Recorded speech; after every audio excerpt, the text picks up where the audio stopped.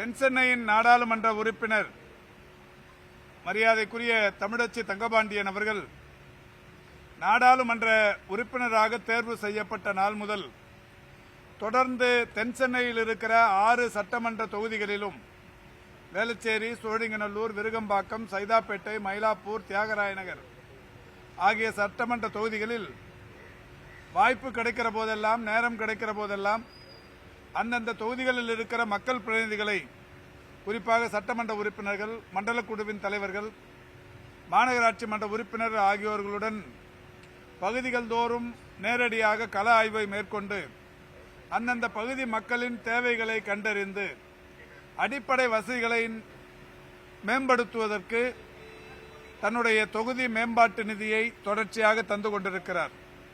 அந்த வகையில் தொகுதி மேம்பாட்டு நிதியில் கட்டப்பட்ட கட்டிடங்கள், பூங்காக்கள், விளையாட்டு திடல்கள், பேருந்து நிறுத்தங்கள் என்று மக்களுக்கு பயனுள்ள வகையிலான அந்த திட்டங்கள் ஒவ்வொரு ஆண்டும் பயன்பாட்டிற்கு கொண்டு வரப்பட்டு கொண்டிருக்கிறது. அந்த வகையில் இன்றைக்கு மண்டலம் 13 வார்டு 180 சென்னை மாநகராட்சியின் கல்வி நிர்வாகம் நிர்வகித்து வருகிற சென்னை மேல்நிலைப்பள்ளி, இந்த சென்னை மேல்நிலைப்பள்ளியில் ஒரு சமையற் கூடம் ஒன்று கட்டப்பட்டு தற்போது திறந்து வைக்கப்பட்டிருக்கிறது. இந்த பள்ளியை பொறுத்தவரை தொடக்கப்பள்ளி மாணவர்கள் 800 பேரும், நடுநிலைப்பள்ளி, உயர்நிலைப்பள்ளி, மேல்நிலைப்பள்ளி என்று 2400 பேரும், ஆக மொத்தம் ஒரு 3400 மாணவர்களை உள்ளடக்கி இருக்கிற ஒரு மிகப்பெரிய கல்வி வளாகம். இங்கே ஒரு 600 மாணவர்களுக்கு உணவு தயாரிக்கும் இடமாக ஒரு சமையல் கூடம் ஒன்று தேவை என்கின்ற வகையில் இந்த பள்ளியின் தலைமை ஆசிரியர் உள்ளிட்ட ஆசிரியர் பெருமக்களால் மரியாதைக்குரிய நாடாளுமன்ற உறுப்பினர் அவர்களிடத்தில் வைத்த கோரிக்கை ஏற்று அதற்காக இன்றைக்கு 27,89,000 ரூபாய் நிதி ஒதுக்கீடு செய்து அந்த பணிகள் முடிவுற்றிருக்கிறது. 680 சதுரடி பரப்பிலான அந்த சமையல் கூடம் 2023-24 நிதியாண்டில் அவருக்கென ஒதுக்கப்பட்ட தொகுதி மேம்பாட்டு நிதியிலிருந்து கட்டி இன்றைக்கு திறந்து வைத்திருக்கிறோம்.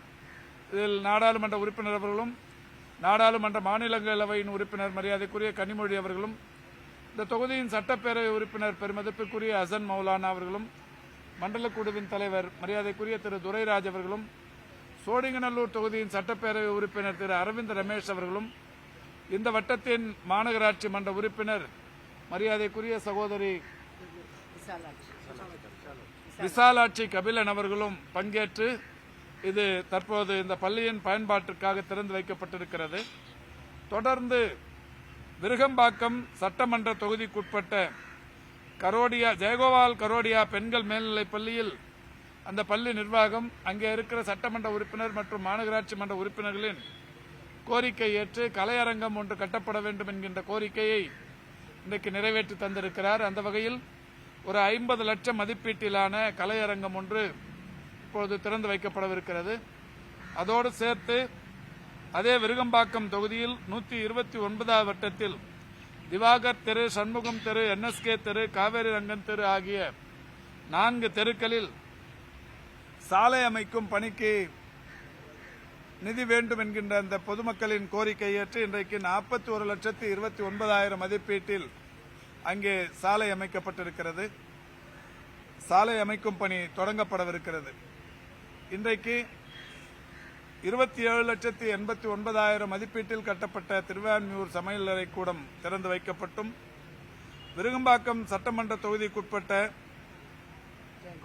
ஜெயகோபால் கரோடியா பெண்கள் மேல்நிலைப் பள்ளியில் 50 லட்சம் மதிப்பீட்டிலான கலையரங்கம் திறந்து வைக்கப்பட்டும் மாணவ மாணவியர்களின் பயன்பாட்டிற்காக கொண்டு வரப்படுகிறது. தொடர்ந்து ஒரு 3-4 தெருக்களில் சாலை அமைக்க வேண்டும் என்கின்ற கோரிக்கையை நிறைவேற்றுகிற வகையில் 41,29,000 மதிப்பீட்டிலான அந்த பணிகள் தொடங்கி வைக்கப்படவிருக்கிறது. அண்ணாமலை மற்றும் சீமான் இருவருமே பேட்டி கொடுத்திருக்கிறாங்க. அரசு மருத்துவர்களுடைய போராட்டத்தை கொண்டு வர அளவுக்கு அரசு நடந்திருக்கு. நியாயமான மருத்துவர்களுடைய கோரிக்கையை பேச்சுவார்த்தை நடத்தி அவர்களுக்கு தீர்வு காணணும் அப்படின்னு இருவரும் சொல்லியிருக்காங்க. இருக்காங்க. இல்லை, இப்போ எந்த மருத்துவர்கள் என்ன போராட்டம் நடத்திருக்காங்க? இல்லை, அது நான் இது ஏற்கனவே சொல்லிட்டேன்.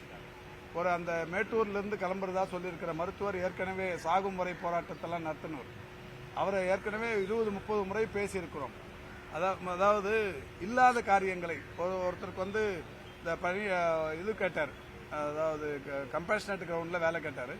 கருணை அடிப்படையிலான அந்த பணி நியமனம் என்பது அரசுக்குன்னு ஒரு விதிமுறைகள் இருக்கு. அதை தாண்டி இன்ஜினியரிங் வேலை வேணுன்றாங்க. அவங்க படித்தது இன்ஜினியரிங் வேலை வேணும்னாரு. அது முடியாதுன்னு சொல்லியிருக்கு. அதாவது அந்த வரிசையில் காத்து நிற்கிறவங்களையும் கடந்து கூட தரலாம் அப்படிங்கிற முடிவு எடுத்தப்பவும் கூட அந்த வேலை வேணான்ற மாதிரி சொல்லியிருக்காங்க. அவங்களுக்கு வேலை கொடுக்கணுன்றாரு. அரசாங்கத்தின் சார்பில் தரப்பட்ட கொரோனா அந்த நிவாரண நிதி 2 தந்தாங்க. ஒன்றிய அரசும் கொடுத்தது, மாநில அரசும் கொடுத்தது. ஏதாவது ஒரு நிவாரணம் தான் வாங்கணுங்கிறது விதி. 1 வாங்கிட்டாங்க, 2 வேணும்னு கேட்கிறாரு. விதிமுறையில் இல்லாதது. இதை பண்ணிட்டு அவர் அரசியலுக்காக அவர் கூட சங்கங்கள், ஏராளமான சங்கங்கள் இருக்கு, மருத்துவர் சங்கங்கள். இவங்களோட தொடர்ச்சியா இதுவரை இந்த 4 வருஷத்துல ஒரு 35 தடவை பேசியிருப்போம். எல்லார் கையிலும் எல்லாரோட கோரிக்கையை நிறைவேற்றிருக்கிறோம். இந்த 4 பேர் மட்டுமே வேணும்னே இந்த அரசுக்கு கெட்ட பெயர் ஏற்படுத்தணுங்கிற நோக்கத்தோட அது ஒரு சட்ட பாதுகாப்பு கூட ஏதோ ஒரு பேர் வச்சுன்னு ஒரு 4 பேர். இப்போ அவங்க போராட்டம்னு வர ஆரம்பிச்சாவே தெரியும் அவங்க கூட எத்தனை பேர் வரப்போறாங்கன்னு. 4 பேர் 3 பேர் அது ஒரு சங்கம்னு சொல்லி அதுக்கு ஆதரவு தெரிவிக்கிற இவங்களுக்கு அதோட பின்னணியை தெரிஞ்சுக்கின்னு ஆதரவு தெரிவிச்சாங்கன்னா மகிழ்ச்சியா இருக்கும். போடி அரசு மருத்துவமனையில் கண்காணிக்கிறதுக்கு ஏதாவது நம்ம கூடுதலாக அறிவுறுத்தி இருக்கிற மாதிரி அதில் உடனடியாக சொல்லி இப்போ அந்த மாதிரி ஏற்கனவே மின்சார பாதிப்பு இல்லாத மருத்துவமனைகள் என்கின்ற வகையில் எல்லா டிடிக்கும் ஜேடிக்கும் சொல்லி எல்லா மருத்துவமனைகள்லையும் அந்த மின் இணைப்பு இல்லாத நேரங்களில் உடனடியாக ஜெனரேட்டர் அது இருக்குதாங்கிறத 100% உறுதிப்படுத்தணும்னு சொல்லி எல்லாத்துக்கும் பண்ணியிருக்கிறோம். இப்போ அந்த போடியோட சம்பவம் நானும் கூட பார்த்த உடனே இப்போ இந்த இமிடியேட்டாக அந்த ஜேடி டிடி எல்லாம் போய் எல்லா மருத்துவமனையிலும் இருக்கிற இந்த கட்டமைப்பை உறுதிப்படுத்திக்கணும், அதாவது ஸ்ட்ராங்காக இருக்காங்கிறத உறுதிப்படுத்திக்கணும்னு நேற்றுக்கு உத்தரவிட்டிருக்கிறோம்.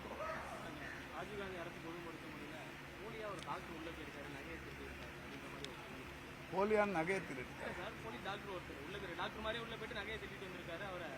சரியான ஒரு பாதுகாப்பு இல்லாம மருத்துவர் போல போயிட்டு ஒரு திருட்டு சம்பவங்கள்ல ஈடுபட்டிருக்கிறாங்க அப்படின்னு குற்றச்சாட்டு. இதை கட்டுப்படுத்த இல்ல எல்லா இடத்துலயும் காவலர்கள் போதுமான அளவுக்கு இருக்கிறாங்க. அவர் மருத்துவர் வேடமணிந்து போனார்னு சொல்லியிருக்கிறீங்க. அது சட்ட ரீதியான நடவடிக்கை அவர் மேல எடுக்கப்படும். பாதுகாப்பு மேலும் அதிகப்படுத்த நடவடிக்கை எடுக்கும். அதே மாதிரி மானாமதுரை மருத்துவமனையில எக்ஸ்பைரியான மருந்துகள் நம்ம ஏற்கனவே விளக்கம் கொடுத்துருக்க எக்ஸ்பைரியான மருந்துகள்லாம் உடனே நம்ம வெளியில கொண்டு வந்துடும். அது திருப்பி அதே மாதிரி புகார் வந்திருக்கு, 30 பேர்கிட்ட அந்த மாதிரி கொடுத்துருக்காங்க செய்திகள்லாம் வந்திருக்கு. அதாவது செய்திகளில் வர்றது எல்லாமே உண்மைன்னு கிடையாதுங்க. இப்போ நான் ஏற்கனவே சொன்னேன், நம்ம மனநல மருத்துவமனையில் டைரக்டர் ருத்ரனோட செய்தி 10-15 ஆண்டு காலத்துக்கு முந்தைய செய்தி இப்போ நேற்றுக்கு வந்த மாதிரி சமூக வலைதளங்களில் தொடர்ச்சியாக பரப்புறது. அது மாதிரி இந்த செலைன் மாற்ற இந்த ஸ்டாண்டு ஒரு இடத்துல ஒரு கட்லோடு இருக்கிற கம்பியில் மாட்டிருக்காங்க. இந்த ஸ்டாண்டு கூட இல்லை, இந்த கம்பியில் மாட்டிருக்காங்கன்னு உடனே உள்ளே போகிற ஒரு பேஷண்ட் வீடியோவில் எடுத்து பண்ணுறது. என்ன சொல்கிறேன், இதில் ஒரு 14,000 மருத்துவ கட்டமைப்புகள் இருக்குது. சின்னதாக அங்கொன்றும் இங்கொன்றுமாக குறைகள், சிறிய அளவிலான குறைகள் இருக்கும். இந்த குறைகள் இல்லாத ஒரு நிர்வாகமாக மாற்றத்துக்கு தான் இவ்வளோ பெரிய நடவடிக்கைகள் தொடர்ந்து 4 வருஷமாக எடுத்துருக்குறோம். இது ரொம்ப சின்ன விஷயத்தை, இல்லாத ஒரு விஷயத்தை பூதாகரமாக்கி ஏதோ அரசு மருத்துவமனைன்னாவே இது அதாவது இன்னைக்கு அரசு மருத்துவமனைகளில் மருத்துவ சேவை அதிகரித்து கொண்டிருக்கின்ற காரணத்தினால் ஒரு சிலர் திட்டமிட்டு பரப்புகிற இந்த செய்திகளாகத்தான் இதை நாங்கள் பார்க்கிறோம். அது மாதிரி எங்கேயாவது இருந்ததுன்னா இப்போ உடனடியாக எல்லா பார்மசிஸ்டுக்கும் சம்பந்தப்பட்ட ட்ரக் இன்ஸ்பெக்டர்ஸ்க்கெல்லாம் சொல்லி எந்த காலாவதியான மருந்தையும் மருத்துவமனையில் இல்லைங்கிறத உறுதிப்படுத்தி சொல்றோம். இன்னொன்று என்னன்னா, டிஎன்எம்எஸ் இதை ப்ரிக்யூர் பண்ணி மருந்துகள் தரப்பவே அவங்க இந்த தேதி காலம் இதெல்லாம் பார்த்து தான் ஒவ்வொருத்தருக்கும் தராங்க. ஒவ்வொரு பிஎம்ஓவும் பிளாக் மெடிக்கல் ஆஃபீஸரும் மருந்து வாங்குறப்பவே அந்த இதில் இருந்து, அதாவது ட்ரக் வேர் ஹவுஸ்ல இருந்து மருந்து எடுத்துகிட்டு போகிறப்பவே அவங்களோட தேவை என்னன்னு கேட்டு தெரிஞ்சு எடுத்துகிட்டு போகிறப்ப அந்த தேதியெல்லாம் பார்த்து தான் எடுத்துகிட்டு போகிறாங்க. அப்படி இருந்தும் எங்கேயாவது இது மாதிரி 1-2 நடந்ததுன்னா சம்மந்தப்பட்டவர்கள் மீது நடவடிக்கை எடுக்கணும். கொரோனா தான் ஒன்றும் இல்லை.